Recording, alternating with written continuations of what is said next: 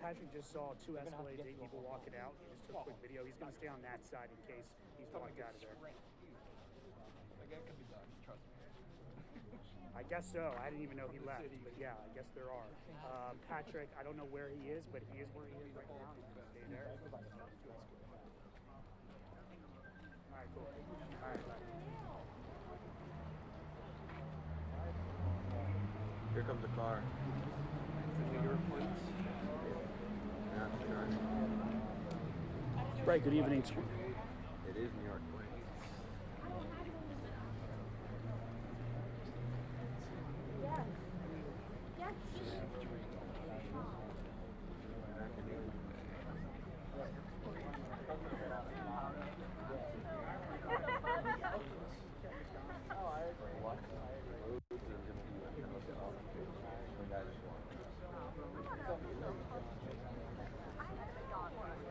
Hey, what's up? No. All right, buddy. Bye. Okay.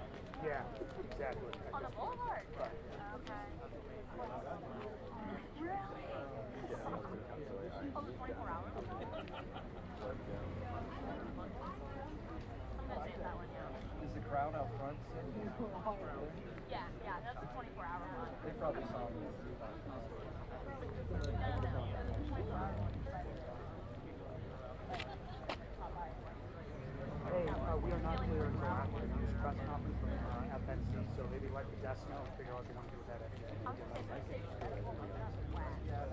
We're not clear from the channel until the police department, until the press conference happens.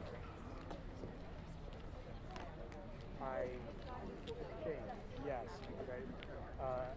Yeah, I believe so. We have a camera over there. Right, bye.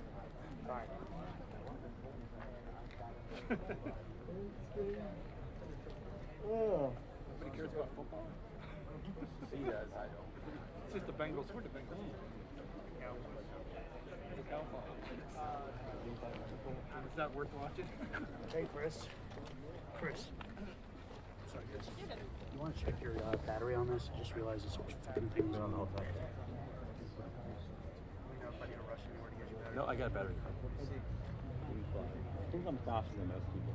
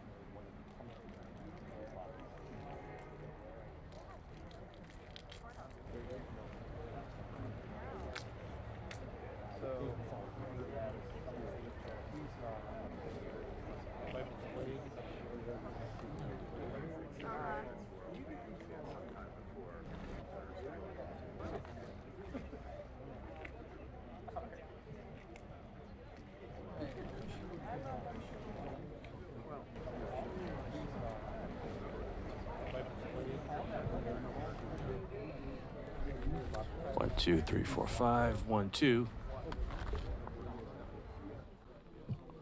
1, 2, 3, 4, 5. 1, 2, 3, 4, 5. 1, 2.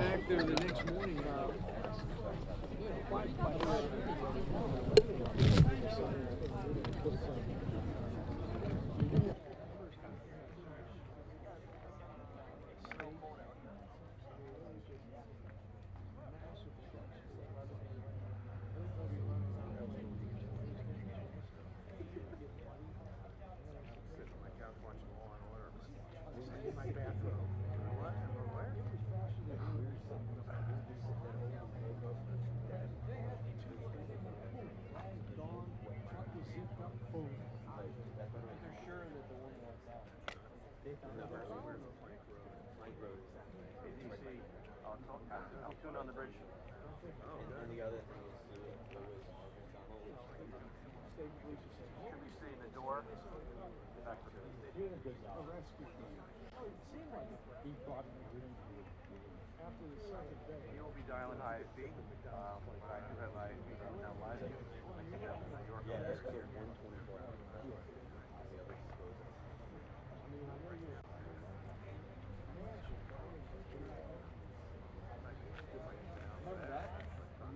oh yeah, Sega. He said, oh yeah, we got them all on. And everybody was cheering. And the next, it's like Dewey wins, right? Right. 1, 2, 3, 4, 5. Oh, I remember that. They said they were alive, and this was after. All right, DC, you're hearing me on channel 1 right now. 1, 2, 3, 4, 5. 1, 2, 3, 4, It 5. was such a miracle. You never see Fred. Those things are all over. She's Lamoni, I mean, he's a really nice guy.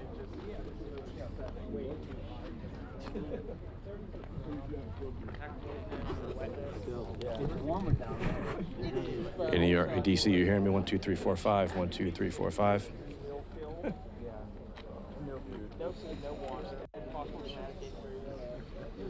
Why did, like, how far down was she? Hey, John, this is Chris in Altoona. You got me? And so why didn't they just get a guy with a rope? Channel 1 only. Yep. Let's check for a, I'm not sure how the exposure is going to be right now, because I'm not looking at it. No, I don't think it's gonna happen. Can you see me all right? I'm not sure how my shot is, but let's check the lip sync. New York had a lip sync issue initially. I want to make sure you're not having it. 1, 2, 3, 4, 5. 1, 2, 3, 4, 5. 1, 2, 3, 4, 5. You got me, John? It is John, right, in DC? Yeah. All right, I'll boost it up.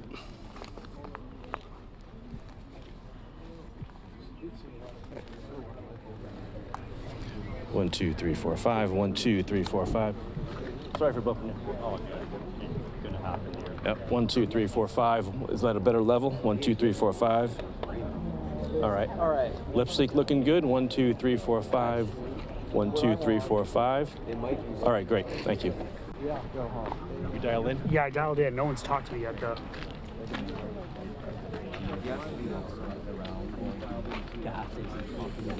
Oh, yeah. Why? Hey, DC, just in time. I got you. 10-9-876-54321. 10-9-876-54321. 10-9-876-54321. 10-9-876-54321.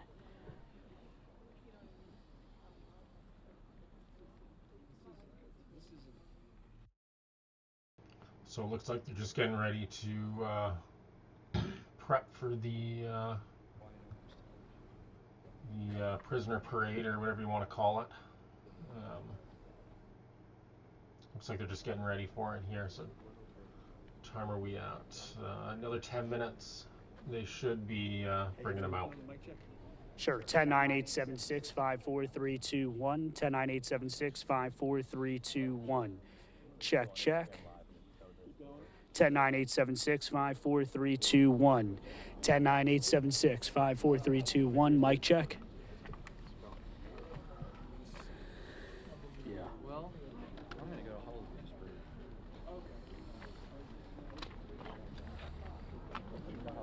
Right, good evening. 26-year-old Luigi Mangione, the prime suspect in the murder of Brian Thompson, is set to be walked out. I've been here since 2:30. Okay, Brian, step a hair to your left, so I'll have shoulder.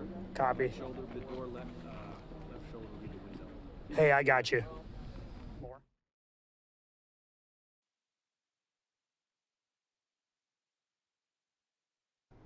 Some nice imagery of the ground.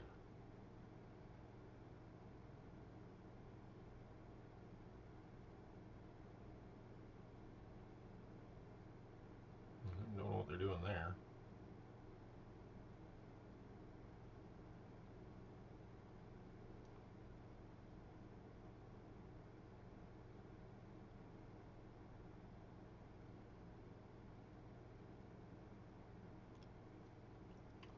Looks like they dropped their audio.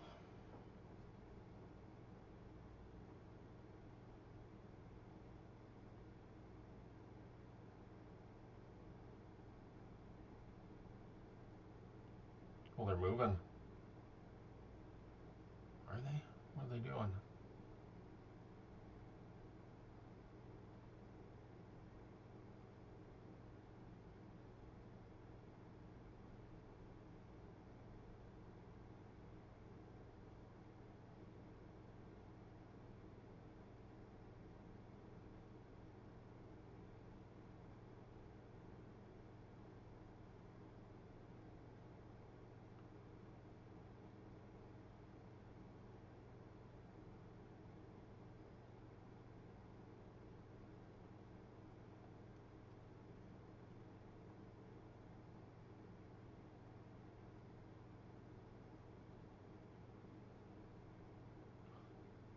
Right, for those of you just tuning in, we're just waiting for Luigi Mangione to be brought out.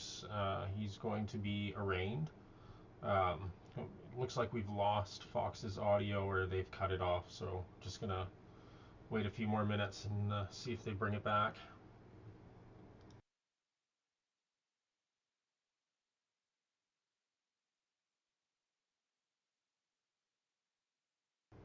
If the audio doesn't come back soon, I will bring up a backup live feed that I have.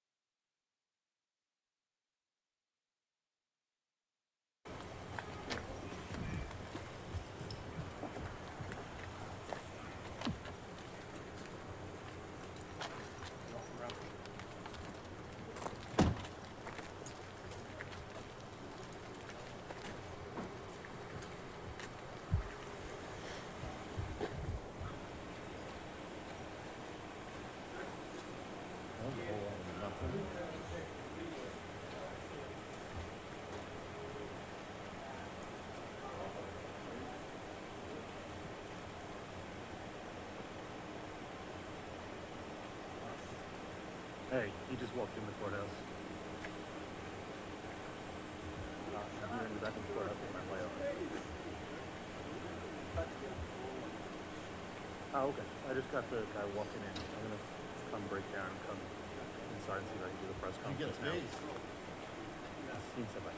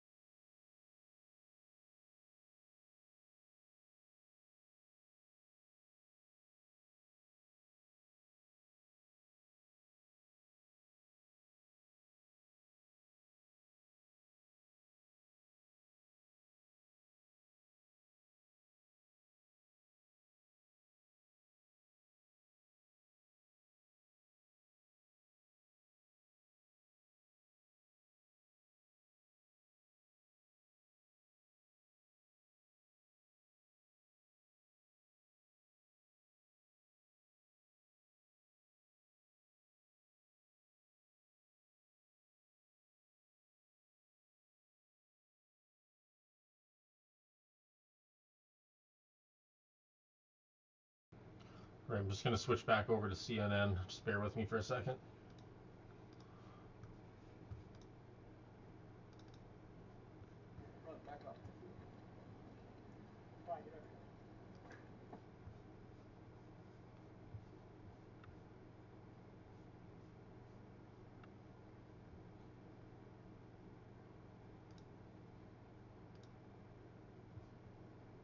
Our nation is another example of how connected we are and how important it is to work together, share information, and pursue every lead.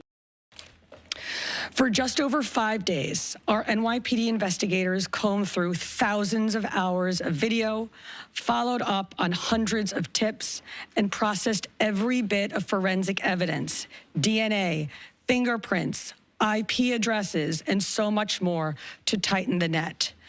We deployed drones, canine units, and scuba divers. We leveraged the domain awareness system, Argus cameras, and conducted aviation canvasses. And our detectives also went door to door, interviewing potential witnesses and doing the good old-fashioned police work that our investigators are famous for. This combination of old-school detective work and new-age technology is what led to this result today. And we must also acknowledge the instrumental role the media and the public played in this case. The images that we shared with the public were spread far and wide, and the tips we received led to the recovery of crucial evidence. We should never underestimate the power of the public to be our eyes and our ears in these investigations. This is the third time in 3 weeks that a member of the public has seen something and said something and done something that led to a high-profile arrest. The triple stabbing homicide in Manhattan, the gunpoint robberies in Queens during which an NYPD officer was shot, and now this. Now, the case will continue through the criminal justice process, and while we are proud of today's accomplishment, we must, of course, remember that a family is in mourning. I want to again extend my sympathies to Brian's family, his co-workers, and all who knew him. Finally, I want to thank the women and men of the NYPD, especially our Detective Bureau personnel, with a strong assist from our intelligence analysts. We also thank the SAC of the FBI's Criminal Investigative Division, Leslie Rodriguez-Bekshies, and I want to commend the staff of the Manhattan DA's office, and especially DA Alvin Bragg. He has been working with us 24/7 on this case, and I am incredibly grateful for his partnership. I'll now pass it along to our great Chief of Detectives, Joe Kenny, who will provide additional information. Chief. Thank you, Commissioner. All right, you're just listening in there to this as the New York Police Department Commissioner Jessica Tisch, New York City Mayor Eric Adams, and others providing an update on this as the person of interest, a quote, strong person of interest taken into custody in Altoona, Pennsylvania. I'm Andy Mack here on Live Now for Fox as we enter a new hour as this breaking news event. And for the first time, we're seeing the face of Luigi Mangione in Pennsylvania, arriving at a courthouse as the 26-year-old was taken into custody after an employee at McDonald's saw a face familiar and alerted authorities. I do want to take you out to what we just saw here on Live Now from Fox as this 26-year-old there inside, going inside of this courthouse, taken out of this police vehicle into the courthouse. Of course, we're learning more information about who this person is and what led up to the moment last Wednesday outside of this Midtown Manhattan hotel, the fatal shooting of UnitedHealthcare CEO Brian Thompson, 26-year-old man on Monday.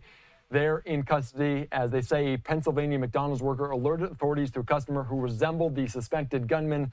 The suspect, identified as Luigi Mangione, had a gun believed to be the one used in Wednesday's attack on Brian Thompson, as well as writings expressing anger at corporate America. So Mangione was taken into custody around 9:15 a.m. after police received that tip. Mangione was being held in Pennsylvania on gun charges, eventually extradited to New York to face charges in connection with Thompson's death. In addition to a 3-page handwritten document that suggests he harbored, quote, ill will toward corporate America. They said he had a ghost gun, a type of weapon that can be assembled at home and is difficult to trace. So we're learning more about this as police, like I said, arrested the 26-year-old man. A DNA results are pending. Let's go out right now to Fox's Caroline Elliott that joins us there from New York City. Caroline, thank you so much for joining us here on Live Now from Fox. Plenty of developments on this day where the manhunt started 5 days ago. What are we learning? What are you hearing? Yeah, Andy Mack, this is a stunning development in this case. It all started earlier today when we're told a McDonald's employee in Pennsylvania noticed him, recognized him from these wanted posters, and then called police. That's when investigators arrested the 26-year-old out of McDonald's in Altoona, Pennsylvania, which is about 280 miles from where that murder happened in New York City. Now, not only does the 26-year-old fit the suspect's description, but according to police, Mangione was found with a similar gun to the one used in the shooting and several fake IDs. Police also found a document that's been described as a manifesto that showed, quote, ill will towards corporate America. Also recovered was a fraudulent New Jersey ID, matching the ID our suspect used to check into his New York City hostel before the shooting incident. Additionally, officers recovered a handwritten document that speaks to both his motivation and mindset.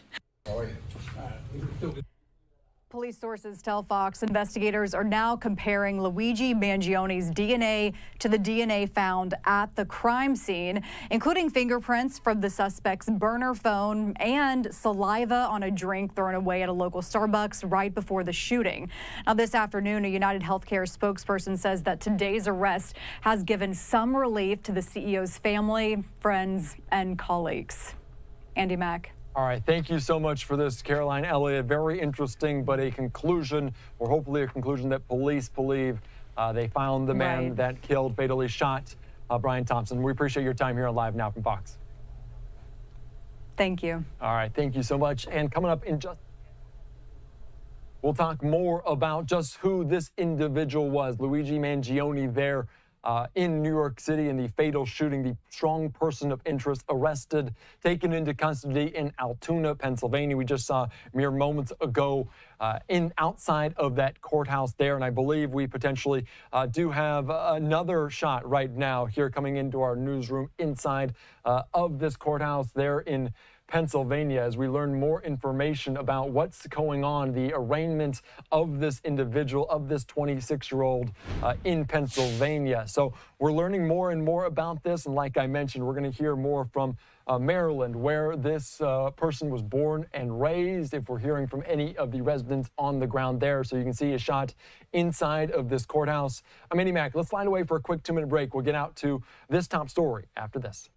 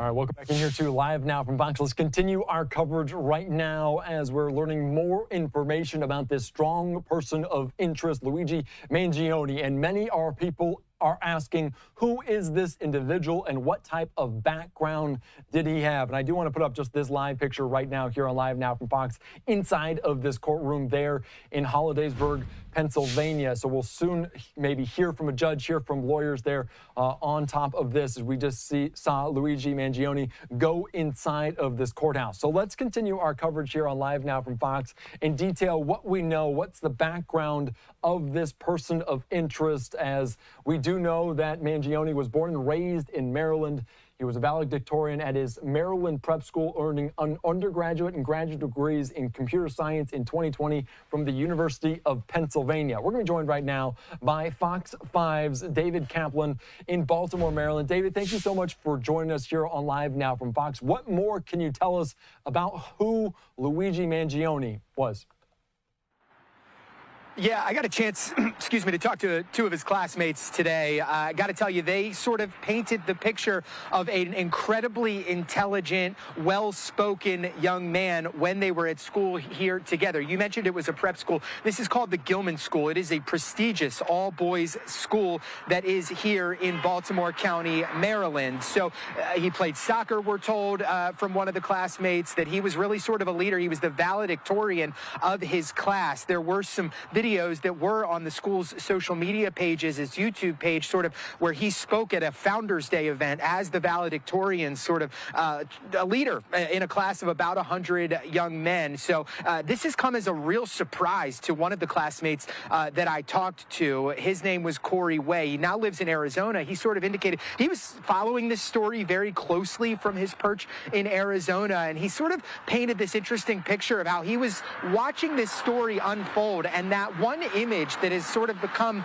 the face of this story of the suspect with their mask down inside of that New York City hotel room. He said he thought something when he looked at that, but he didn't necessarily connect the dots until today. Got some of that perspective. We have a soundbite we want to play for you.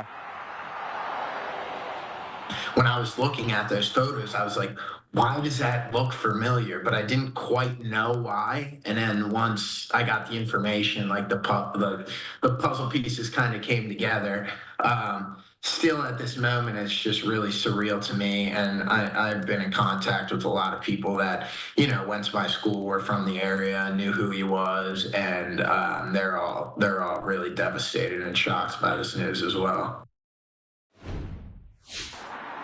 So again, that just sort of speaks to sort of the feeling that many of the classmates do have. I also can tell you that that classmate that you just heard from, he acknowledged that he wasn't the closest with the suspect here in these gun charges and the likely, this person of interest that police are looking to as it relates to the homicide. But he did say that he was with friends who were much closer with Mangione not too long ago, and those friends hadn't really heard from him for quite a while. So it was definitely something that friend group had talked about, is just what was going on and where he was. They hadn't quite gotten a ton of updates. A couple other things that Fox News has confirmed as it relates to sort of his background that we want to talk to you about as well. The first being that there is a lawmaker here in Maryland named Nino Mangione. We are told, confirmed by Fox News, that it is a relative of this person, Luigi Mangione. We have not heard back. We reached out to his office just to see if they had any kind of statement. And I got to tell you, Fox News just obtained a statement from the Gilman School. The quote, his suspected involvement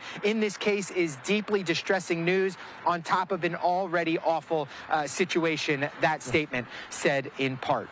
Yeah, this is always when a tragedy strikes, you kind of look at the people around her or the people that went to school or are familiar with this individual, and it's hard to fathom that someone can do something like this. I want to ask you, just for our national audience that may not know what this prep school is all about, this is one of the most affluent areas in the DMV, in the Baltimore area, certainly. What can you tell us about this and just the area that you're in, the area this school is in?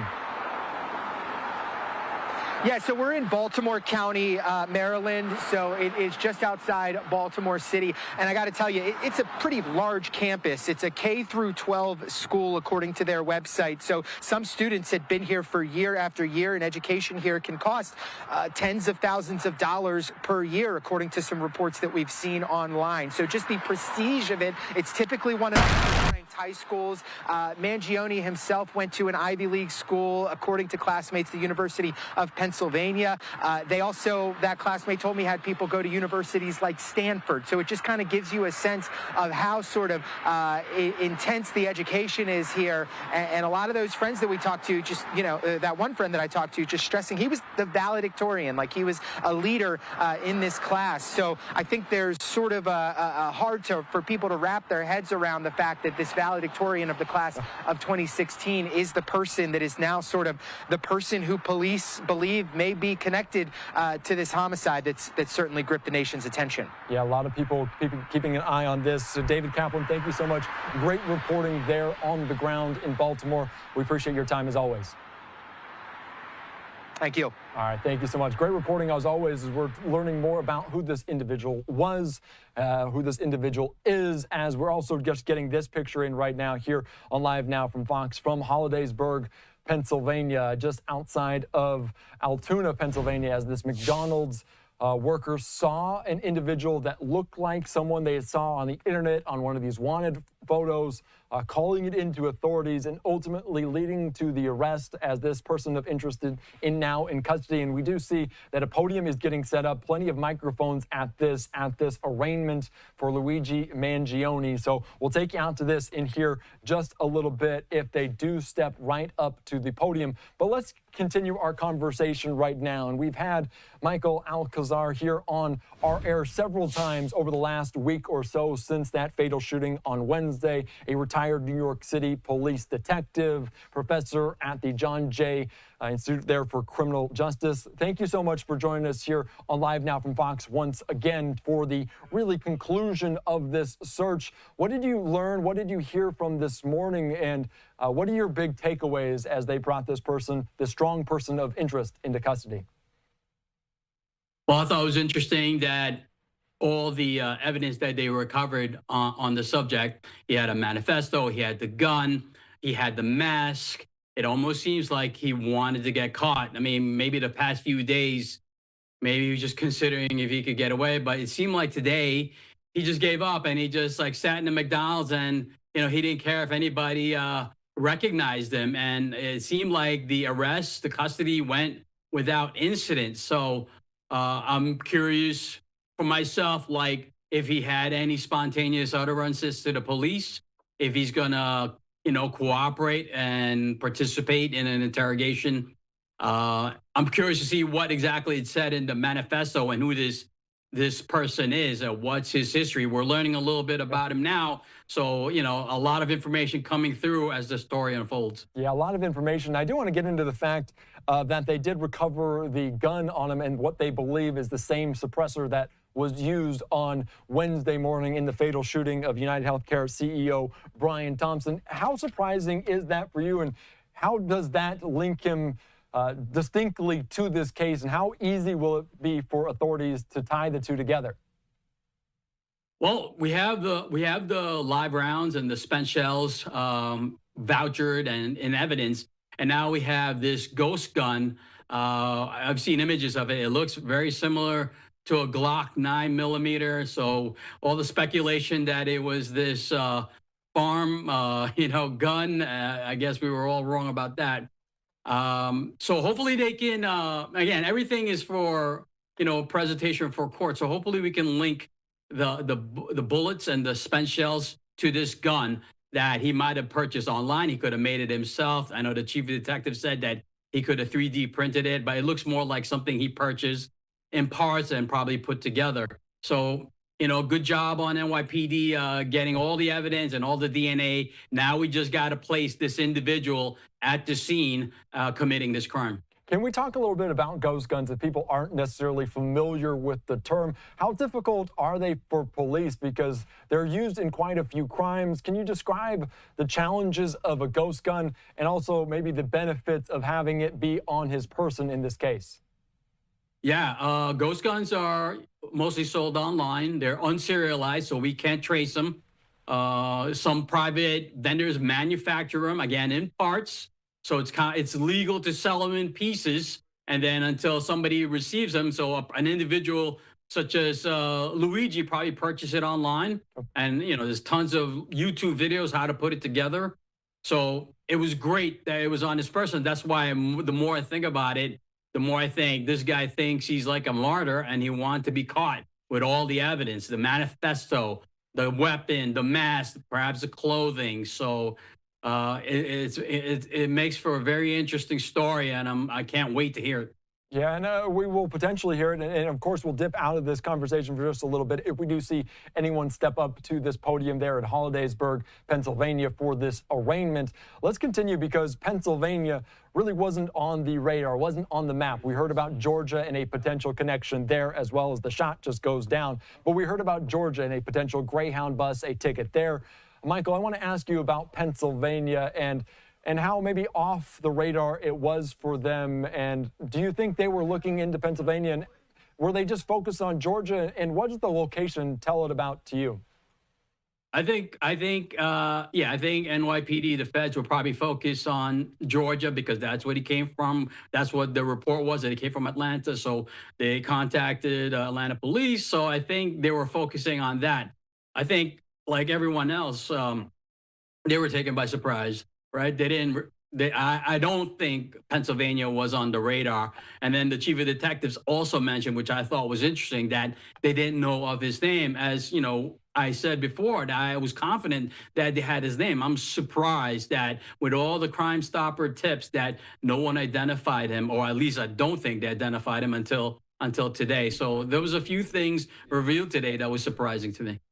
That was also surprising to me because there were different reports out there that they had ID'd him, but they didn't release it to the public. But they said this morning that they did not learn the identity of Luigi Mangione until this morning as well. I do want to ask you about other different things, as they were talking about the fact that there was no real intention that this individual was trying to flee the country, but they did have fake IDs, a passport on his person as well.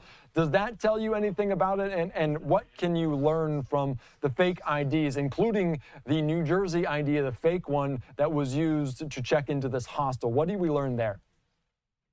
Again, it's all speculation. I guess initially he wanted to conceal his identity. Perhaps he didn't want to get caught, before, I don't know, So I'm still curious to see how he got the information on the victim.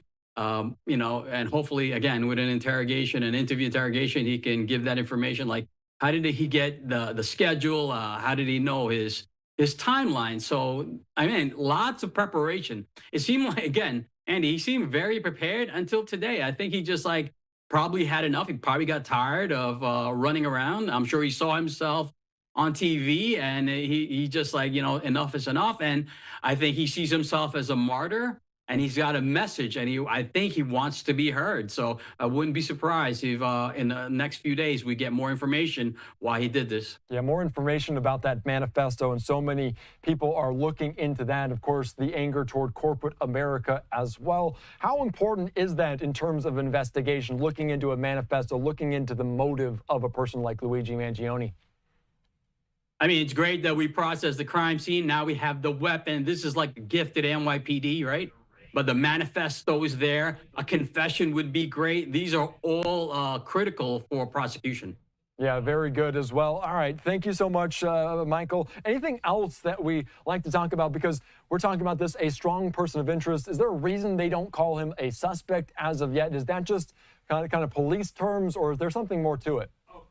Yeah, I think right now they're trying to determine probable cause. If they have enough probable cause to make their arrest, meaning they got to link him to the scene. They got to swab him for DNA. They got to get his fingerprints and see if that's on the weapon, on the scene, on the bullet. So that's just legal jargon to make sure, they're protecting themselves too, to make sure that this is perfect for courtroom testimony and presentation. Yeah, just a technicality following protocol there as well. Retired New York Police Department Detective Michael Alcazar, thank you so much for joining us. You've been so valuable over the last week in the search, the manhunt for this individual coming to a conclusion early this morning. We appreciate your time.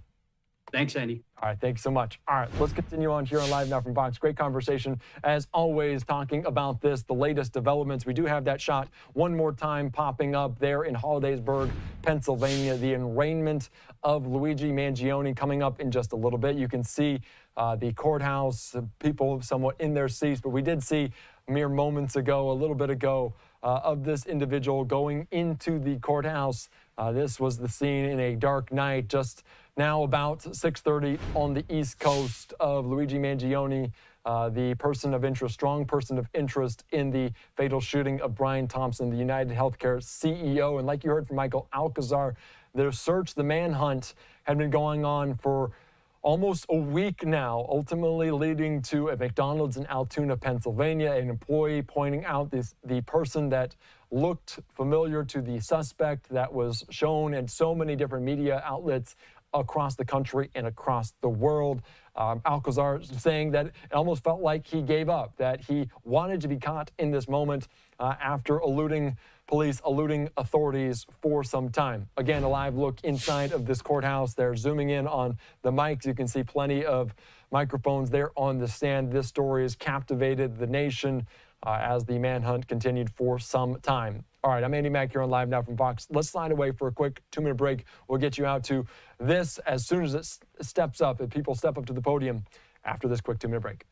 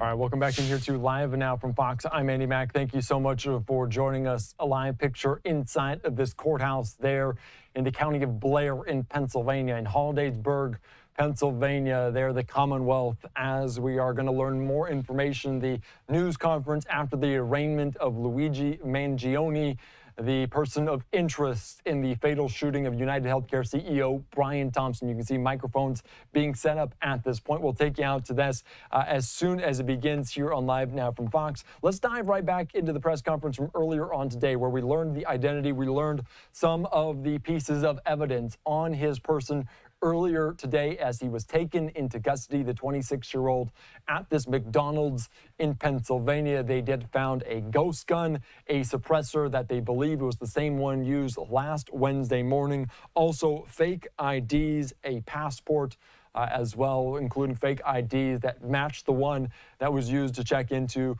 the hostel in New York City before the killing, the grisly murder there of Brian Thompson. All right, let's take you back out to New York City real quickly here on Live Now from Fox and hear from the police commissioner, hear from different members of the law enforcement community about this, new details on the case this morning.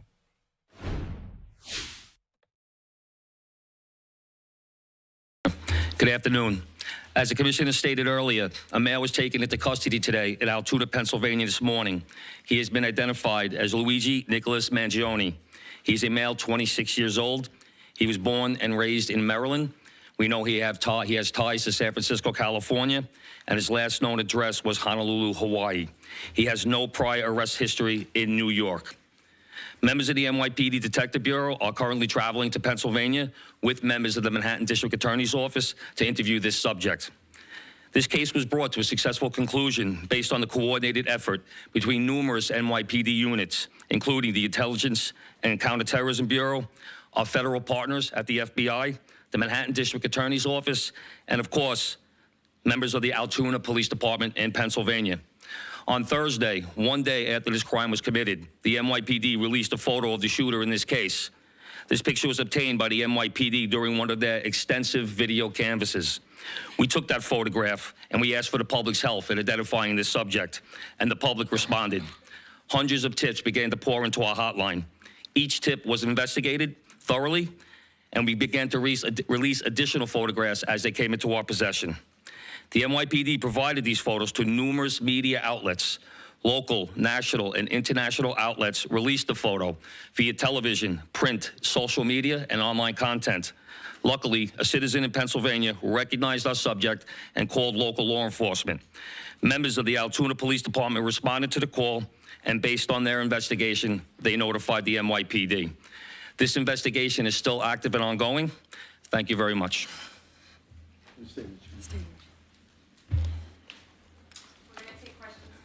Shooting first, and then we'll. Mark? I had a couple questions about the document that he was found in possession with. Can you go a little bit more in depth about those motivations that you mentioned?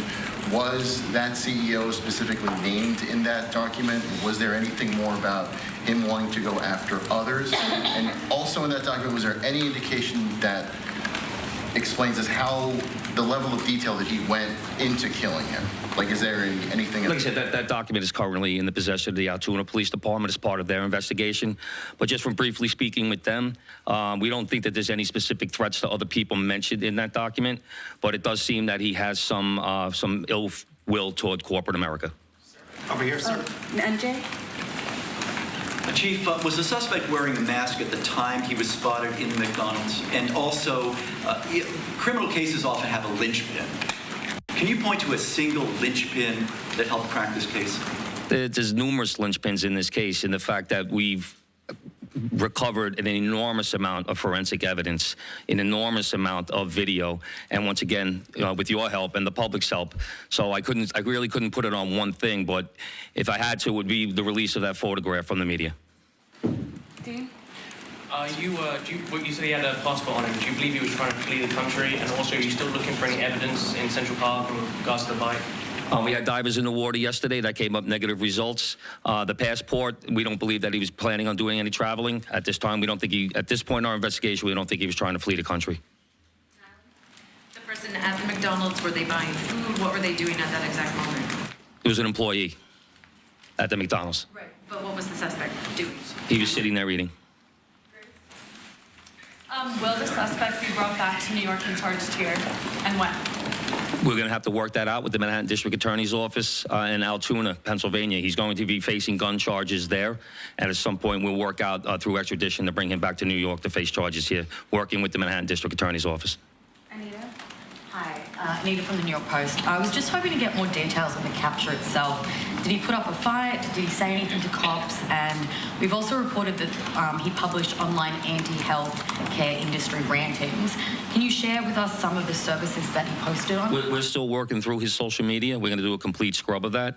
Preliminarily, like I said, he seems that he has some ill will toward corporate America, but that will all come out as part of our investigation. We're not done here.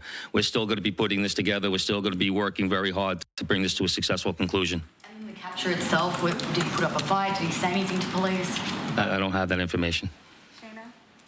Oh, sorry. Can you elaborate on how he got there, the path he took from Port Authority and on the George Washington Bridge to Altoona, PA. Same thing. This just happened this morning. We'll be backtracking his steps from New York to Altoona, Pennsylvania. I was going to ask if we knew anything, if he took a bus to Philadelphia first and then somehow got to Altoona. But We're still working on that. We're still working through that. Britain. Is there any indication that anybody else was helping him from the inside, you know, as far as tracking the CEO's movements? Once again, we're still working this investigation very hard. It's not at its conclusion yet. That could come out during our investigation, but as of right now, we have no indication that that took place. Chief, did he have any weapons or anything like that with him when he was arrested? He was in possession of a ghost gun that had the capability of firing a 9mm round and a suppressor. Can you get into a little bit about the technical aspects of the investigation? I know you deployed an unprecedented amount of technology. You also activated the Sentry program through Intel. Can you talk about how that is going to play into actually building the case as far as cell phone and all of the other technical aspects of what you've done? In this case, it really came down to technology was the use of drones in Central Park, and really comes down to the video canvas that we did. We used every source of video that we could collect, hundreds and hundreds and hundreds of hours from hundreds of sources, and that helped bring this to where we are right now. The gun is it believed to be the gun he used in the shooting? And there was some talk that it was a veterinarian type gun. Is that accurate? No, as of right now, the information we're getting from Altoona is that the gun appears to be a ghost gun. May have been made on a 3D printer. The capability of firing a 9mm round, obviously that will come out during our ballistics testing. Oliver? Yeah, Oliver Barnes from the Financial Times. Do you have any indication like how long this handwritten, is it a handwritten manifesto that you found on the suspect? And then also whether or not he put it online at all? Don't know if it's online. As of right now, it's a handwritten 3-page document. Chief, does he have ties to that area, and was he someone who you knew by name before his arrest? We believe he may have attended college in Pennsylvania, but like I said earlier, he has ties to Maryland and California and Hawaii. You knew him by name before today. Was his name on your radar? Excuse me? Was his name on your radar? Was he someone who you had been looking into before his arrest? No, we did not have his name prior to today. Lynn? Brent? Okay. Does he have any prior arrests? I know there were none for New York City, but is there any prior arrests anywhere else in the country? We have not come across any arrests in the country. Chief, hi, how are you? On two things. On the ghost gun, is it something you're going to be looking into to see if he made it himself and can he make that himself? Or would he have to buy the gun the way it was? No, once again, that'll be part of our investigation as we follow up. I mean, obviously he's going to face murder charges, but is there any chance that he could face any other charges because he was targeting the CEO and because of his writings and other things that we're now finding on him? Federal charges or that determination will be made by Alvin Bragg. Yes, what connections does he have in Pennsylvania that you know of, and are they in Altoona specifically? We believe he attended college in Pennsylvania. Does he know anybody in Pennsylvania? Wouldn't be able to tell you that. All right, we're going to take one more question on the shooting, Marla, and then we're going to go. Is there, you talk about the manifesto having said things against corporations, but specifically UnitedHealthcare, and do you believe that Mangione acted alone? We believe at this point, our investigation is leaning toward he was acting alone. So, like I stated earlier, we're still working through the investigation. We're not stopping today. And as far as the manifesto, like I said, I don't have the complete details of that. It's in the possession of the Altoona Police Department. We're going to shift to Octo. Good job, Chief. All right, you're just listening in there to New York City Mayor Eric Adams, Police Chief, Police Commissioner Jessica Tisch, providing an update. Lots of pertinent information in the arrest as this strong person of interest, as they are calling it at this moment, Luigi Mangione, in custody in Pennsylvania. We do have this live picture right now there in Hollidaysburg, Pennsylvania. You can see a news conference expected to begin any moment after the arraignment of this individual believed to be involved, connected to pulled the trigger in the fatal shooting of UnitedHealthcare CEO Brian Thompson. We're learning more information about who this individual is and what their background was. So we're just going to keep this shot up here on Live Now from Fox. Of course, you can see this, a post coming in from our Fox News digital partners, Michael Ruiz, saying exclusive, the suspect in custody in connection, Brian Thompson, the slaying pictured inside of his holding cell. That is Luigi Mangione, the 26-year-old there, believed to be connected. They're still awaiting those DNA, though, to come back to officially. He's being held there on those gun charges. Like you heard from authorities in this press conference from earlier today in New York City, they did recover a gun on his person, also a suppressor believed to be used in that fatal shooting, the grisly murder of Brian Thompson. So police, they have arrested the suspect identified just this morning as Luigi Nicholas Mangione, had a gun believed to be the one used in Wednesday's attack, as well as writings expressing anger at corporate America. So we're learning more information about the man captured, taken into custody around 9:15 in the morning after police received a tip that he was eating at a McDonald's in Altoona, Pennsylvania, just east of Pittsburgh. Mangione was being held in Pennsylvania on gun charges, will eventually be extradited to New York to face charges in connection with Thompson's death, in addition to a 3-page handwritten document that suggested he harbored, quote, ill will toward corporate America. Mangione also had a ghost gun, a type of weapon that can be assembled at home and is difficult to trace. They also said it might be 3D printed. No real serial number, no VIN number on it. So there is a reason they're potentially linking them to this crime. Officers questioned Mangione, who was acting suspiciously, carrying multiple fraudulent IDs as well as a U.S. passport, according to New York Police Commissioner Jessica Tisch said at the news conference. She said the suppressor was, quote, consistent with the weapon used in the murder. He had clothing and a mask similar to those worn by the shooter of the fraudulent New Jersey ID, matching the one the suspect used to check into a New York City hostel before the shooting. So you can see a microphone being set up, pictures being taken, as this one expected to begin in just a matter of moments as well. Authorities said Mangione was also born and raised in Maryland, has ties to San Francisco, and his last known address was in Hawaii. Mangione was the valedictorian of his Maryland prep school, earning undergraduate and graduate degrees in computer science in 2020 from the University of Penn. A university spokesperson told the Associated Press on Monday morning. The Gilman School, from which Mangione graduated in 2016, is one of Baltimore's elite prep schools, and some of the city's wealthiest and most prominent people have children that attended that school. So the background is something that I think a lot of people will dive into as well, as Mangione comes from a prominent Maryland family as well. So the shooting back on Wednesday, as the search, the manhunt took 5+ days, spanning into the 6th day, as police said the person who killed Thompson left a hostel in Manhattan's Upper West Side at 5:41 on Wednesday. Just 11 minutes later, he was seen on surveillance video walking back and forth in front of the New York Hilton Midtown, wearing a distinctive backpack.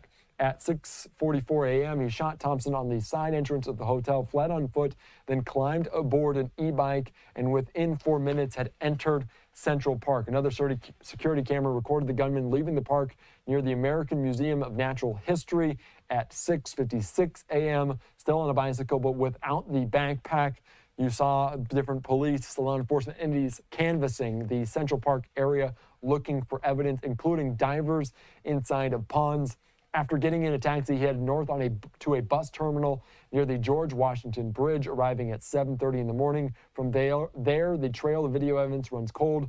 Police, they did not locate video of the suspected shooter entering the building, leading them to believe that he took a bus out of town. Police said they are still investigating the path the suspect to Pennsylvania. They thought he might have been heading to Georgia aboard a Greyhound bus. That was a possible lead that they were looking into over the last few days, but ultimately it led them to Altoona, Pennsylvania, thanks to a citizen, an employee of McDonald's, that saw the face of what they believed was the suspect, alerted to authorities, ultimately leading to bringing this person into custody. All right, let's take a quick 2-minute break to see if we can squeeze it in ahead of this press conference there in Blair County in Pennsylvania. We'll be right back.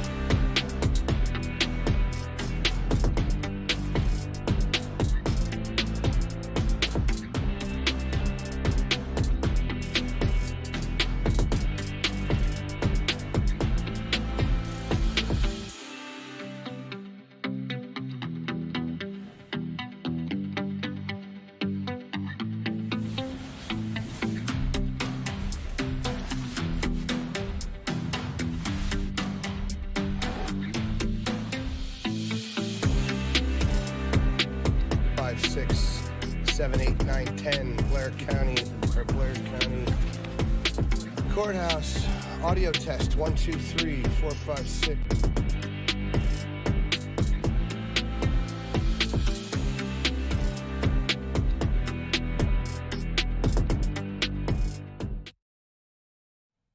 All right, welcome back in here to Live Now from Fox. I'm Andy Mack. Thank you so much for joining us as we're continuing to follow the information. And if you are just joining us here nearing the top of the hour, we're learning more information about Luigi Mangione as the arraignment taking place today in Blair County in Pennsylvania. We're expecting to hear from someone there at this press conference after the arraignment, a news conference, after they have taken into custody a strong person of interest in the fatal shooting of UnitedHealthcare CEO Brian Thompson. So you can see this shot going a little bit in and out, but we'll take you out to this as soon as it begins here on Live Now from Fox. I do want to talk about just who Luigi Mangione is. I want to put up some of these facts here on Live Now from Fox about this. As the 26-year-old software engineer graduated from the University of Pennsylvania with degrees in computer science and mathematics, he attended a prestigious Gilman School, an all-boys prep school in Baltimore County, Maryland. He was the valedictorian of that institution in 2016 from a prominent, wealthy family in Baltimore with ties to real estate and healthcare as well. So we're also learning about what led up to the arrest, but also what led up to the fatal shooting of UnitedHealthcare CEO Brian Thompson. Here's more about what we learned earlier on today in this press conference as Luigi Mangione was taken into custody at a McDonald's in Altoona, Pennsylvania, after an employee called it into authorities. The employee alerted police after spotting Mangione sitting there and eating. Police said Mangione was found with a ghost gun mask, writing and other evidence, a manifesto of sorts, and ill will, as they call it, toward corporate America. Mangione being held in Pennsylvania on gun charges and will face charges in New York in the shooting of UnitedHealthcare CEO. Preliminary arraignment taking place in Hollidaysburg, Pennsylvania tonight. And we're getting this shot back up one more time there in Pennsylvania of this.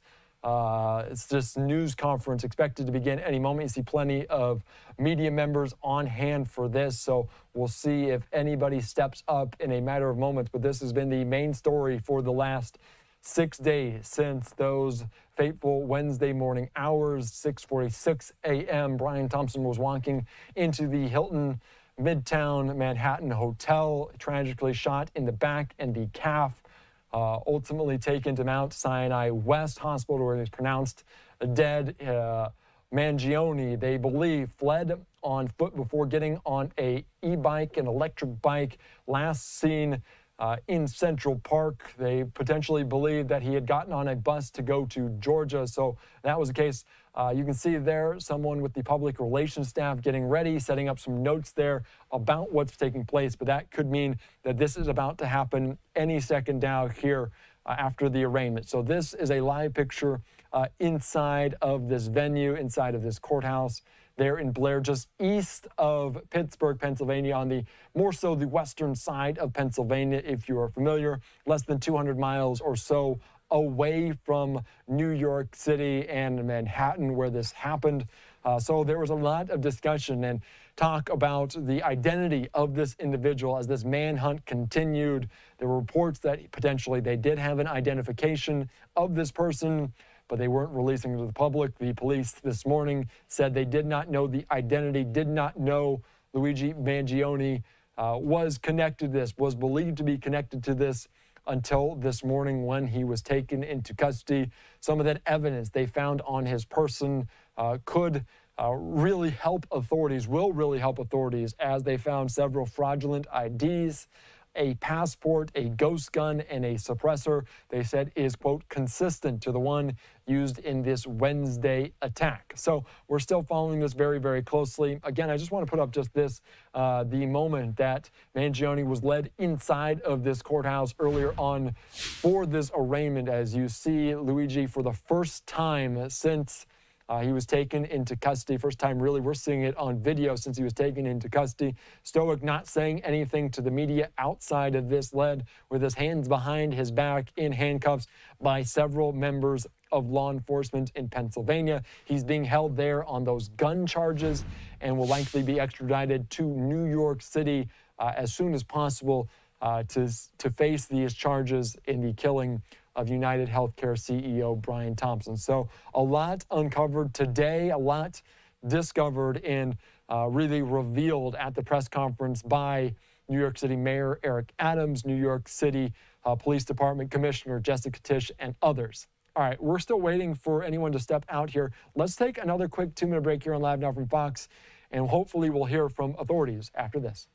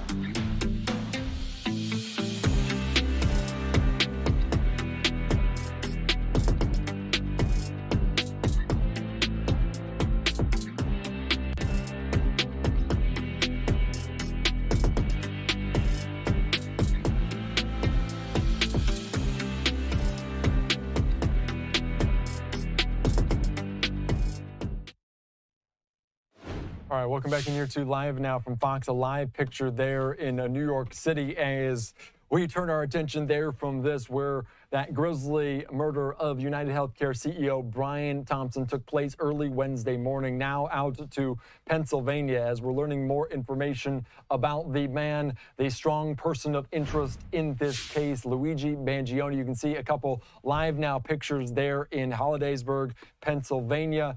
So we'll see if they step up to this here in a matter of moments, talking about what we are learning from this case. As you can see, the different shot is a little bit pixelated at this point here on Live Now from Fox, but a news conference coming up in a matter of moments about this individual. We'll see what happened. They didn't get into too much of what was said and what the moment was like this morning at 9:15 when this individual, this person of interest, was taken into custody there at the McDonald's after an employee spotted the face, spotted the person that looked familiar based on some of the different tips that police were sending out, asking the public for help. The See Something, Say Something initiative saying it's good old-fashioned police work. That was the words there from the press conference early this morning, courtesy of New York City Mayor Eric Adams and others talking about the final arrest and putting into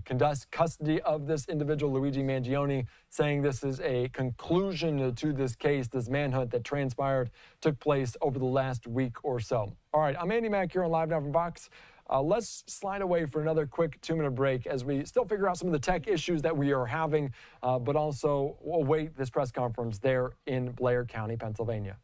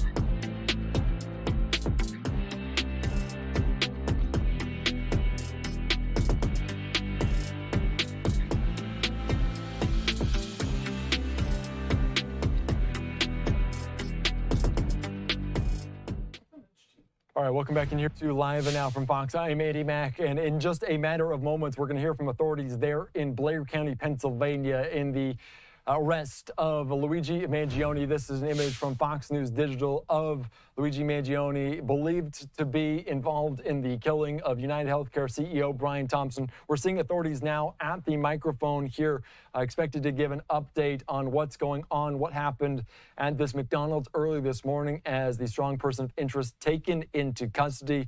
Let's dive into this here on Live Now from Fox. The shot is not great, so we're going to warn you about that at this point, as it is somewhat difficult to see. They are, you imagine, difficult with all of the amount of media on hand for this. So let's dive into this and see if we can hear what they are saying here on Live Now from Fox.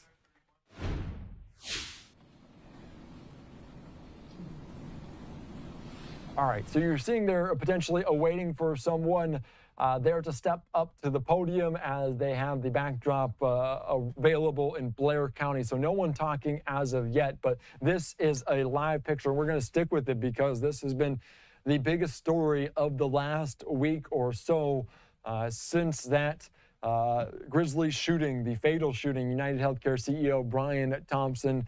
I was here in the anchor chair for the initial press conference as we were trying to piece together what happened that morning, and more importantly, why it happened early this morning or early Wednesday morning. The manhunt continued for day after day, nearly a week, until a McDonald's employee called in to authorities saying that they saw a person that looked like the suspect that was involved in the fatal shooting of Brian Thompson. Authorities did apprehend this individual, detain them, arrest them, put them in custody on gun charges, expected to be extradited to New York soon about this. So they're about to step up here in just a matter of moments. Luigi Mangione, arraigned in Pennsylvania. Let's listen in to authorities in Hollidaysburg, Pennsylvania, provide an update.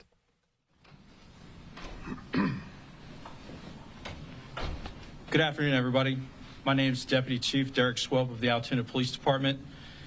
Today we're going to go through an incident that occurred in the city of Altoona. This morning at approximately 9:14 a.m., Altoona police officers received a call of a suspicious male at a local restaurant. It was reported that the male matched the description of the UnitedHealthcare murder in New York City. When officers arrived, they made contact with the male who had a face mask on. That male was asked to remove his face mask, and officers immediately recognized him as a suspect in the New York City shooting in recent days. That male was asked for a form of identification. He then provided a fake identification card out of New Jersey. After a brief investigation, it was determined that the ID provided was in fact a fake ID, and he was subsequently arrested for a forgery charge. Once he was taken into custody for that forgery charge, he was transported to the Altoona Police Department. Once at the Altoona Police Department, that male was searched instant to arrest. It was discovered that he had a United States passport that identified him as, Luigi Mangione. From there, continued search of his property. A firearm was located, and a suppressor was also located. There were also other items of evidentiary value that were located that would assist in this investigation. At this time, I'm going to turn it over to Governor Shapiro for some words.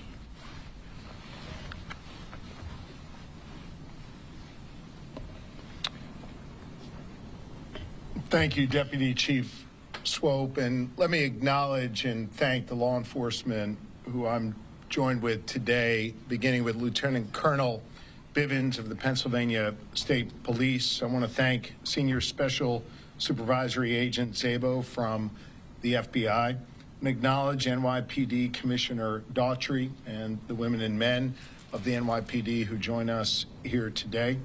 District Attorney Weeks, who you will hear from shortly. And I just concluded a briefing with Mayor Adams and Commissioner Tisch from New York. I want to begin by thanking our fellow Pennsylvania resident who acted as a hero today. Pennsylvania resident saw something early this morning at McDonald's and said something to our local police. And our local police here in Altoona acted swiftly. I want to say a special thanks to Officer Tyler Fry of the Altoona Police Department. Officer Fry is about 6 months into his time serving his fellow people here in Pennsylvania, and he acted swiftly, he acted with smarts, and he acted with calm. You know, safety often turns on the strength of the relationship between the community and law enforcement. We have that strong relationship here in Altoona, and it was proven here today.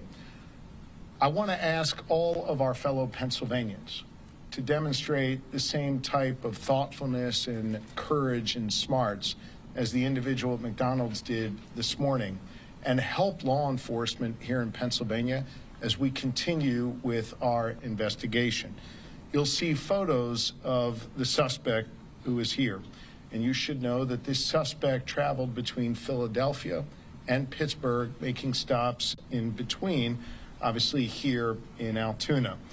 I want to ask all of our fellow Pennsylvanians to help us with any tips that they might have by contacting us at 800-4PA-TIPS.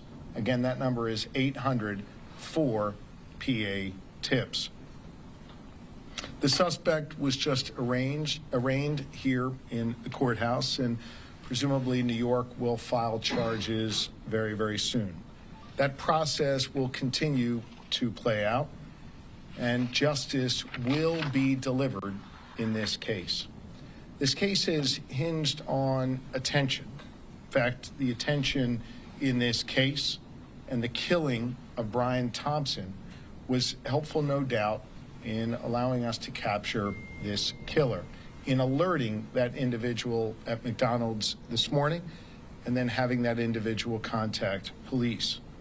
But some attention in this case, especially online, has been deeply disturbing, as some have looked to celebrate instead of condemning this killer. Brian Thompson was a father to two. He was a husband, and he was a friend to many. And yes, he was the CEO of a health insurance company. In America, we do not kill people in cold blood to resolve policy differences or express a viewpoint. I understand people have real frustration with our healthcare system, and I have worked to address that throughout my career. But I have no tolerance, nor should anyone, for one man using an illegal ghost gun to murder someone because he thinks his opinion matters most. In a civil society, we are all less safe when ideologues engage in vigilante justice. In some dark corners, this killer is being hailed as a hero. Hear me on this. He is no hero. The real hero in this story is the person who called 911 at McDonald's this morning. The real heroes every day in our society are the women and men who put on uniforms like these and go out in our communities to keep us safe. This killer was not a hero. He should not be hailed. Mr. Thompson, I understand, was laid to rest earlier today in Minnesota in a private setting. As the conversation continues about this case, let's be mindful not to dehumanize him and make him just an avatar of a system that is disliked by many. He was a father, he was a husband, and he did not deserve to die like this on a sidewalk in New York City. I again want to thank all law enforcement who's present here this evening. Law enforcement works best when it works together. In this case, you have the New York Police Department working together with the Altoona Police Department, working together with our Pennsylvania State Police and our partners at the federal level as well. Everyone came together to solve this case and keep the public safe. I again want to ask my fellow Pennsylvanians, if you have any information regarding this suspect or his travels throughout Pennsylvania, please share those tips with us immediately. And with that, I want to thank District Attorney Weeks for his important work today and invite him to the microphone to say a few words. Thank you, Governor Shapiro. Good evening, everyone. I would echo the governor's sentiments. Law enforcement does work at its best when they work together. I'd also like to thank District Attorney Seidel. He and his staff came down from the Manhattan District Attorney's office today in record time to assist us at the Altoona Police Department. And as the governor stated, the state police, the Altoona Police Department, the FBI, the New York City Police Department, Logan Township Police Department, the Blair County Sheriff's Department, and other agencies all worked together today to do what needed to be done to seek justice. I often brag about how the community in Blair County isn't afraid to say something, to report a crime, to contact local law enforcement. And I've often touted how they've made their community, whether it be Altoona or somewhere else, a safer place to live. And today I submit that a resident from Altoona and the Altoona Police Department helped make New York City a safer place to live and helped kickstart the process to seek justice for a senseless killing. So again, I'd like to thank everybody, and it's my honor to introduce Deputy Commissioner Daugherty at this time. Thank you. Thank you, Mr. DA. On behalf of the New York City Mayor Eric Adams, my boss, Police Commissioner Jessica Tisch, wants to extend once again their appreciation to the Altoona Police Department, to your leadership team, the federals, state, local authorities, and especially to the customer at the McDonald's that seen something, said something to the McDonald's employee that called 911 and reported this individual inside of their restaurant. The men and women behind me, the detectives, some of these detectives I've stated behind me haven't been home since Tuesday when this incident happened. They've been working this case tirelessly around the clock. And when they got that phone call, immediately they jumped in their car, the police car, and raced down here to go see if this was the individual that we were looking for. That's dedication. Their commitment to bringing this individual to justice is just standing behind me. And on behalf of the mayor and the police commissioner, they extend their thanks and appreciation to you as well. Here's a message to the criminal element that think that they want to commit a crime in New York City and cross state lines, county lines. The message is very clear. Police Commissioner Tisch's police department will find you and bring you to justice. Just look behind me. Thank you.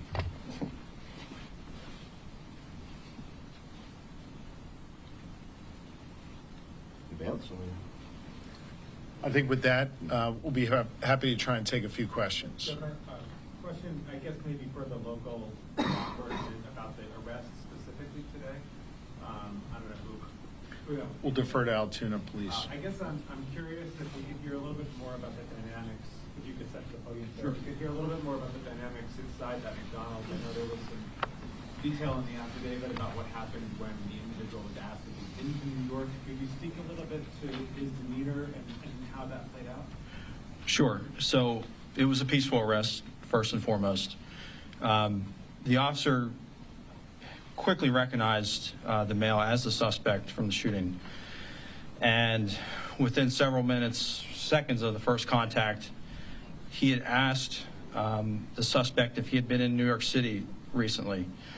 And that really invoked a physical reaction from the suspect. He became visibly nervous, kind of shaking at that question. And he didn't really answer it directly. So that statement alone really said a lot. And the suspect didn't have to say a lot after that question to show that, he was very nervous at that point. Was that the officer that the governor mentioned who was new on the job, who was involved in that? Yes, so Officer Fry's here to my left. Officer Fry, you step this way a little bit. And then his partner that he was with, Officer Joe Detweiler. Officer, could you maybe identify yourself and maybe describe that whole interaction and what played out? Spell your name. Yeah, Patrolman Fry, Tylerfrye. So whenever we got on scene there, we were able to pretty much find where he was at in the restaurant. And as soon as he was wearing a blue medical mask. As soon as we pulled that down, or we asked him to pull it down, me and my partner and I recognized him immediately, just from what we saw in the media with photos, videos. We just didn't even think twice about it. We knew that was our guy, but he was very cooperative with us. Didn't really give us too many issues. Once we found out his identity, we took it from there. How did it feel with 6 months on the job as a law enforcement officer to be part of?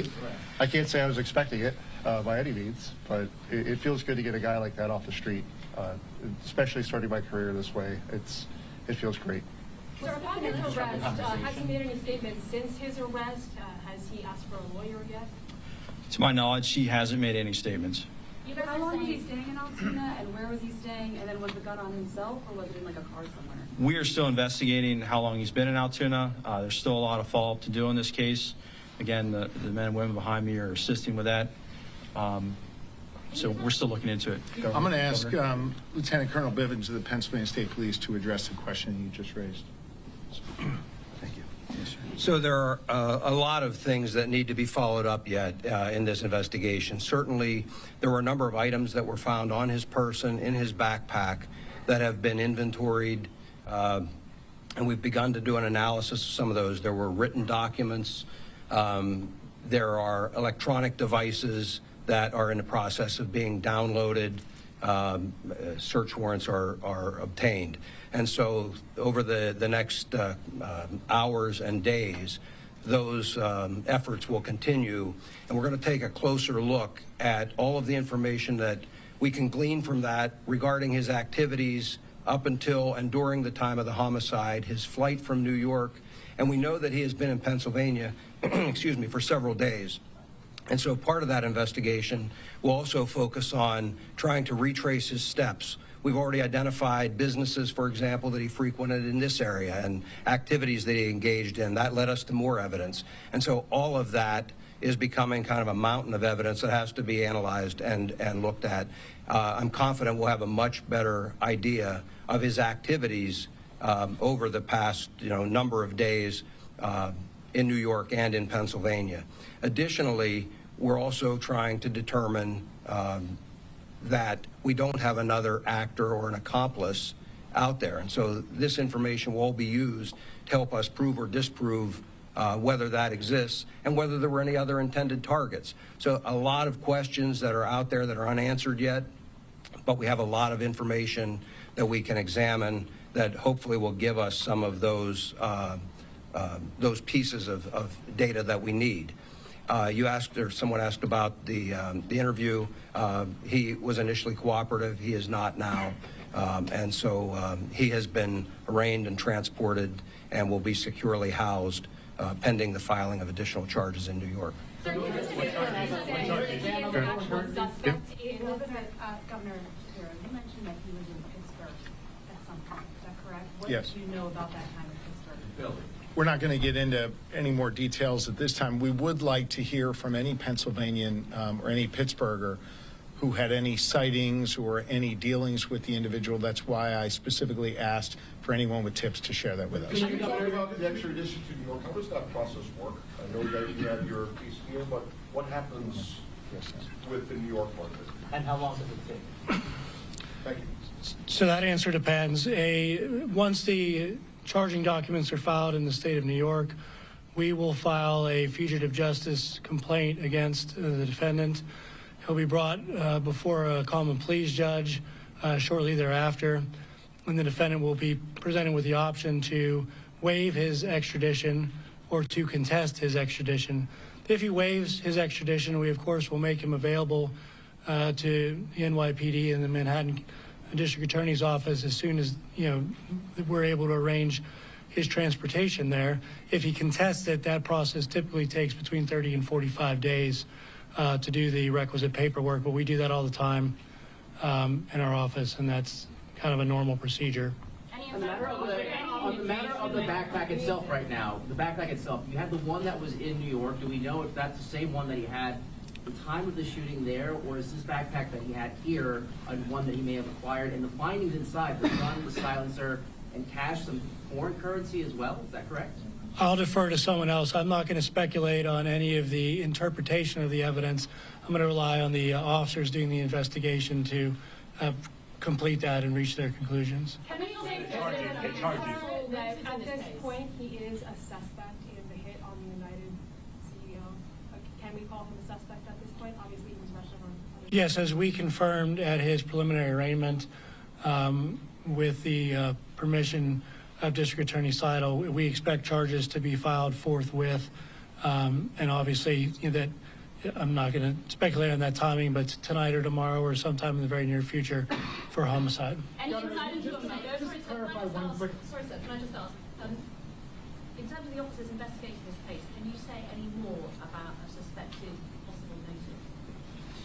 So at this point, we're not going to comment on that. I mentioned that there is a lot of information to go through. Certainly everything has been or will be shared with NYPD, but there is other information that really doesn't even pertain to that investigation. It, again, focuses more on his activities here in Pennsylvania and other travels. So all of that hopefully will shine more light on it. There is some information that gives us some insight into his thinking, but again, all part of the ongoing investigation and way too early to discuss that.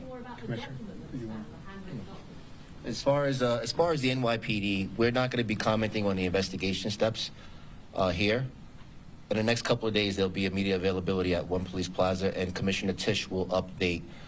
Commissioner Tisch and the Chief of Detectives, Joe Kinney, will update the media at One Police Plaza. But I will be happy to talk about that. The Commissioner Tisch and the New York City Mayor did FaceTime Officer Fry and then thanked him for their service. So that was he got a pretty cool phone call from the mayor and our police commissioner. Do we know how he got to Pennsylvania? Was it through aircraft, train, bus? How did he arrive in Pennsylvania? Again, we do have a good idea of that, but all part of the ongoing investigation. But just to clarify, Governor, you had suggested, and I think I heard you, I want to make sure I heard it right, that he, I guess he took a bus from the terminal at the George Washington Bridge to Philly, and then from there he was around the state and wound up here, or is that can you be any more specific about how you think this works? Well, again, I'll jump in as it's all part of the ongoing investigation. And so, yes, we do have a good idea how he got from Philadelphia to Pittsburgh, but there are some gaps in time. And so before we start laying out a timeline of his travel, we really need to work through all of that. And so we know that at some point it is likely he was in a variety of locations across the state, to include Philadelphia, Pittsburgh, and points in between. And then Altoona, so Philadelphia and Pittsburgh, and then he made his way back here. Again, that'll all be part of the, logically, he's caught here in Altoona, so logically he was in those locations first. But again, the timeline of all of that will be part of the ongoing investigation. What was happening on evasive detection for several days? Obviously, he was caught at McDonald's this morning. Guy's got to eat. For the past few days, he's been on the run for multiple days at this point. How did he manage to evade detection for so long? So I think, again, as part of the ongoing investigation, when we determine where he's been, where he stayed, those kinds of things, we may be able to answer some of those questions. But right now I will tell you that based on everything that we have seen, he was very careful with trying to stay low profile, avoid cameras, not all that successfully in some cases. But that was certainly the effort he was making. He took steps to try and, avoid detection with some of the electronic devices and things as well. So, again, all part of the investigation, but clearly, somebody that was very security conscious and trying to avoid someone identifying. He has no criminal record, and this was a name that was not previously known to law enforcement? I am not aware of a criminal history on this Could you individual. speak to the tech evasion devices? It was mentioned in the hearing, and then the defendant said that those were waterproofing bags. Could you speak a little bit more to what was taken into evidence today? No, not at this point. Again, I've spoken generally about what's there, but at this point, everything remains under investigation, and we'll have much more information, and New York will certainly have information for you in the future. How confident are you this is the suspect? Is there still a search for any other suspects other than the accomplice or potential accomplice? We're still going to canvass. We're still going to investigate. Like I said before, we're going to provide an update in a couple of days by the police commissioner and the chief of detectives back at New York. I will say this, though, if anybody out there that has any information that they think that will help this case, to please contact our tip line, which is 1-800-577-TIPS. And remember, all calls are kept confidential. Just to clarify, the customer spoke with the employee called 911. That is my understanding, yes, sir. Was it a customer that recognized the suspect first, told an employee, and the employee rang police? Is that correct? The employee recognized also. Yes, my understanding, I was just confirming, but my understanding is the employee became suspicious, thought they recognized, and wanted someone to check it out further. Because someone referred to a customer. Yes, that's what I'm saying. I'm sorry, did I say the employee? The customer recognized, notified an employee, and wanted someone to check it out further. Can you confirm which restaurant it was? Was it the one on Plank Road? I'm not familiar with the address of that. It's a McDonald's, but is that it? Yes, they tell me it is. The suspect disputed the currency. Can you explain why there might be discrepancy or how much he was found to have? Again, we're not going to talk about what was found in the bag. We have accurately cataloged everything that was in there, and that'll be a matter for the future. DA Weeks, could you repeat what you said in court about that money? I certainly stand by all the comments I made at the preliminary arraignment, but I'm not going to comment any more on the evidence at this time. My comments at preliminary arraignment were in support of my argument for bail. Thank you. We probably have time for one or two more questions. Is he being held at a county or state facility? He will likely be taken to a state correctional institution later this evening.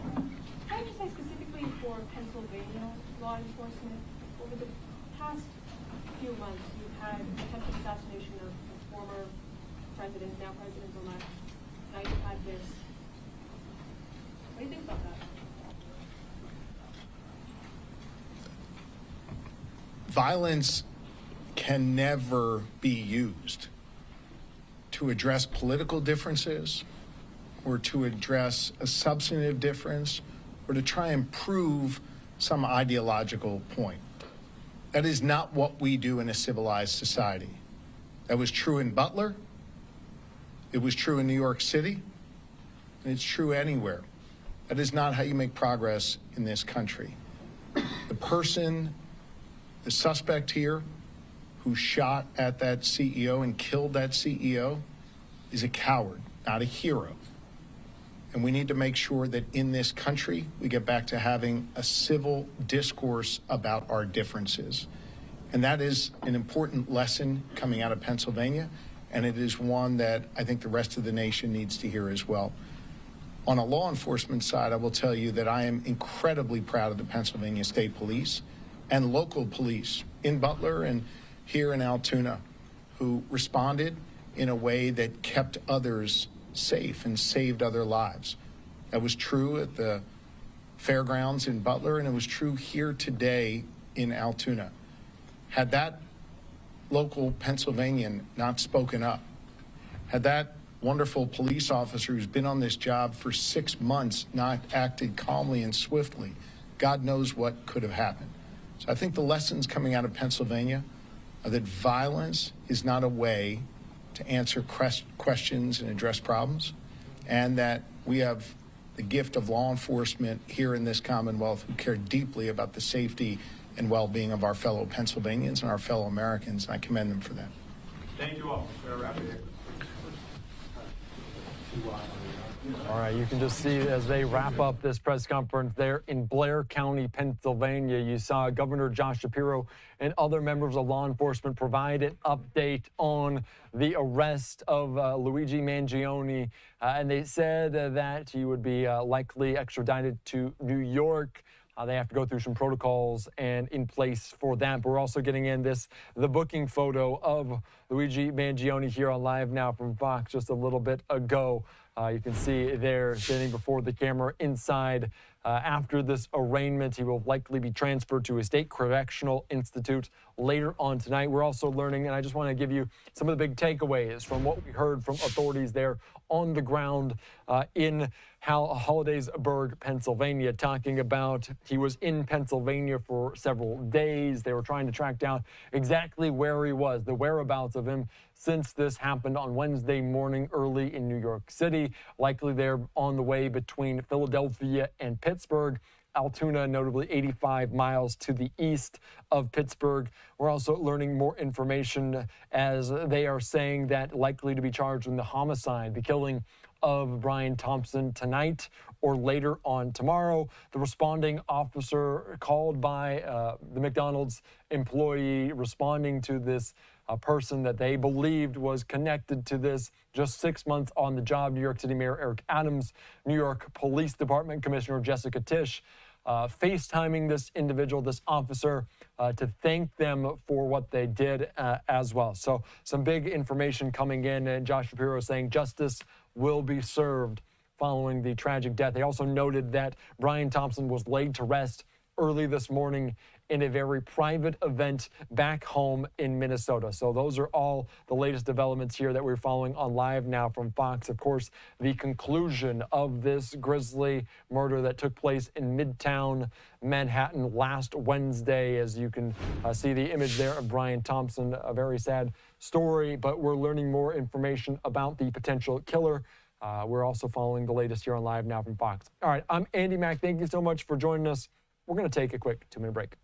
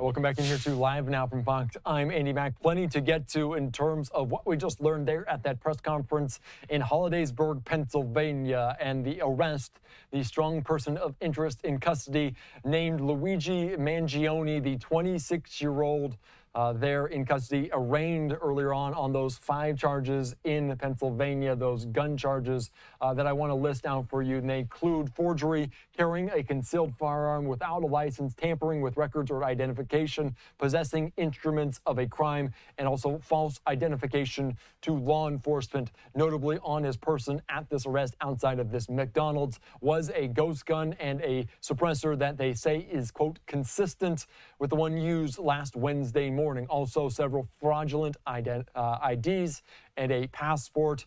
They also have located a manifesto, as he said, quote, ill will and anger toward corporate America. All right, we're following all of this here on Live Now from Fox very closely. Outside of that, the courthouse there in Hollidaysburg in Blair County, Pennsylvania. We did hear from Pennsylvania Governor Josh Shapiro about all of this. So plenty to get to here on Live Now from Fox. Let's line away for another quick 2-minute break. We'll be back with all top headlines after this.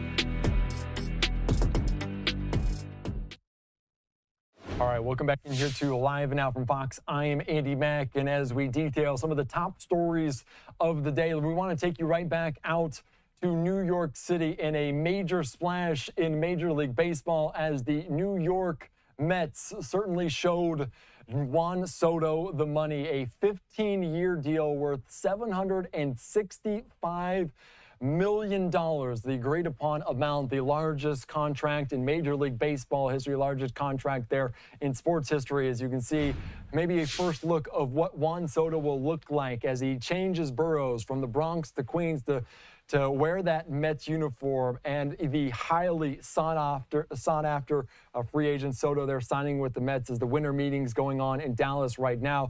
Let's discuss more about what this signing means for baseball. Of course, we heard about Shohei Ohtani, $700 million with the Dodgers, but Juan Soto getting even more than that, $51 million per year. We're going to be joined right now by Adisha Thosar, Fox Sports MLB reporter, columnist.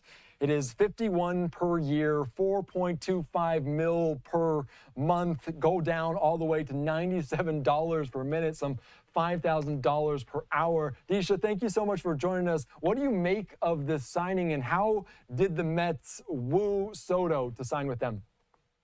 Yeah, definitely. I think all along there was the industry perception that Soto was just always going to go to the highest bidder. So what makes this deal interesting is that the Yankees were not that far off. We're talking about a difference in about $15 million in a signing bonus and about $3-ish million per year. So these are not insane numbers. If the Mets had blown Soto away by, let's say, $100 million, then we know exactly what wooed him to Queens. But in this case, I think Soto and Scott Boras had always stressed that he cares about winning, of course, but he also wants to get to know ownership, and he wants to feel like a family wherever he ends up. And for this 15-year deal is for the rest of his career. And that's exactly what Steve Cohen offers in Queens, and also what he prioritizes. He loves to get to know his players on an intimate level. He really stresses the importance of it taking everyone top to bottom to win.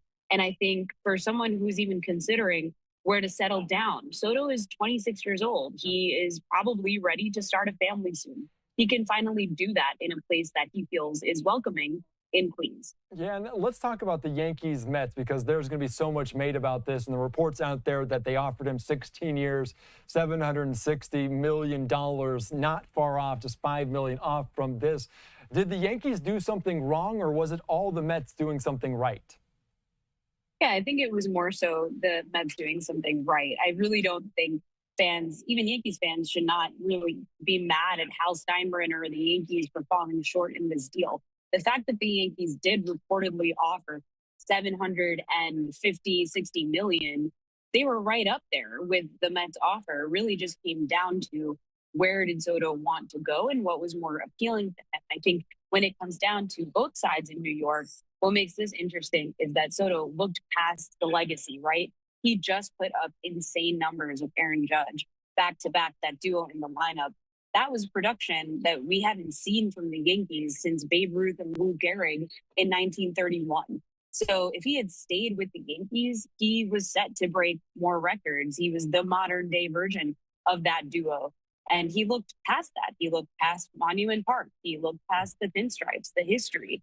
And that is right now, I think, the most monumental part of this deal is that's sort of who the Mets are right now. They're the team that everyone wants to play for. And it's pretty stunning if you go back to the Mets history. Yeah, and the Bronx Bombers of new could have been, but alas, is just Aaron Judge there in pinstripes and Juan Soto and the other borough in Queens. And I did want to put up this post from you on social media saying no one was going to stop Steve Cohen from acquiring Juan Soto, certainly not the Yankees nor MLB's luxury tax penalty. I want to ask you about Steve Cohen as obviously the owner there of the Mets. How much of a factor did he have, and how all in is he to try to bring a World Series to that club?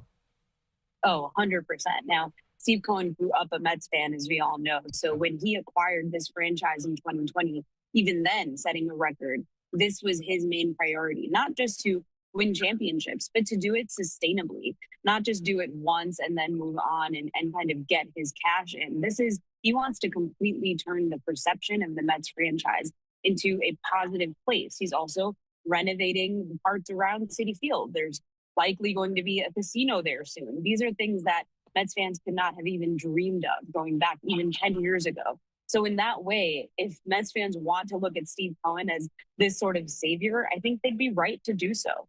This move in Soto completes that journey that he had said he would do. The only thing missing now is winning the World Series. And I think it was super encouraging for the Mets to get as far as they did last year at the NLCS without even having a Juan Soto, without even these expectations. So they're definitely on an upward trajectory ever since Steve Cohen bought the team. And that's just really nice to see for a franchise that is right in the heart of New York. Yeah, the balance of power might be shifting. It's going to take a million. How much pressure is there on Juan Soto and the Mets to claim a championship? Because like you mentioned, they made it pretty far in the playoffs, but the season wasn't all success, especially the first half of the season. They did turn it on late. How much pressure is there on Juan Soto and the Mets to try to win a championship? Definitely a lot of pressure. And I'm glad you touched on this because this is sort of this underlying topic that nobody talks about. Personally, I think the Mets do the best when there is no pressure on them. We saw that happen last year. They were not even expected to get into the playoffs, let alone go as deep as they did into the playoffs in October. So I think when that's the setup, they seem to excel. On the other hand, when they had guys like Max Scherzer, they had Justin Verlander, and the pressure, the expectations were sky high. They couldn't do it. They crumbled. And I think that's the dynamic now that the Mets have to overcome. Not only do they have stars now on their team that can get far into October and win the whole thing, they almost have to convince themselves as an organization, as a clubhouse, that they can get it done. And that's sort of this internal hurdle that I think is probably the last step into just believing that they can do it. And I think when it comes to that aspect, Carlos Mendoza is huge because he's fearless as a manager. And he's shown that he wants everyone to be on board from the fan base, enough of the negative perception of the Mets. He's been a really positive, strong voice in that way. So I think as soon as the Mets can get past that final hurdle, they'll be good to go. Yeah, that'll be seen. We'll see what's to come because there's a lot of talent now in this lineup, and they have to prove it on the field. One of my last questions before I let you go here, Disha, is obviously $765 million. That's going to be the number thrown around. What's it going to be worth for the return on investment to make this signing worth it? Is it going to be World Championships? And 15 years down the road, what can we look at as he did return on this investment the right way? Yeah, it definitely, of course, it starts with the winning championships, right? Let's start with one. I think Mets fans would be happy to just have one under their belt after their huge drought since 1986.